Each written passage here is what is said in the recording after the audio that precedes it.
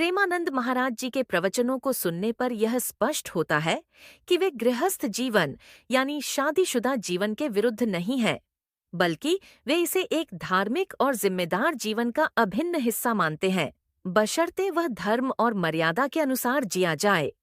उनके विचार संतुलित और यथार्थवादी हैं। वे न तो विवाह को त्याज्य मानते हैं और न ही हर किसी के लिए ब्रह्मचर्य को अनिवार्य मानते हैं। नीचे कुछ मुख्य बिंदु दिए जा रहे हैं जो उनके विवाह और गृहस्थ जीवन को लेकर दृष्टिकोण को स्पष्ट करते हैं। 1.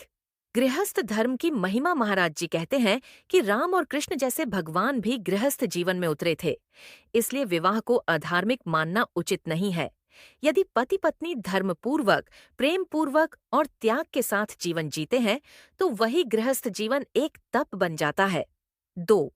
विवाह का उद्देश्य।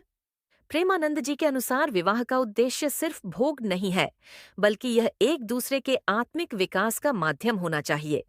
उन्होंने कई बार कहा है कि शादीशुदा जीवन का सार तभी है जब पति पत्नी एक दूसरे के धर्म, साधना और सेवा में सहायक बने।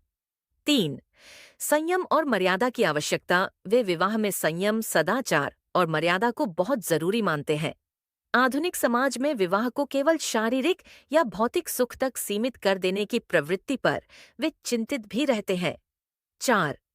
सच्चा प्रेम। प्रेमानंद जी का कहना है कि सच्चा प्रेम लेने का नहीं, देने का नाम है, इसलिए विवाह में स्वार्थ नहीं, सेवा और समर्पण होना चाहिए। उन्होंने कई बार राधा कृष्ण, सीताराम और सावित्री सत्यवान जैसे आदर्श विवाह संबंधों को उदाहरण स्वरूप प्रस्तुत किया है। 5. गलत विवाह से बचने की सलाह। वे यह भी कहते हैं कि बिना सोच समझकर केवल आकर्षण या वासना में किया गया विवाह बाद में दुखदायी हो सकता है।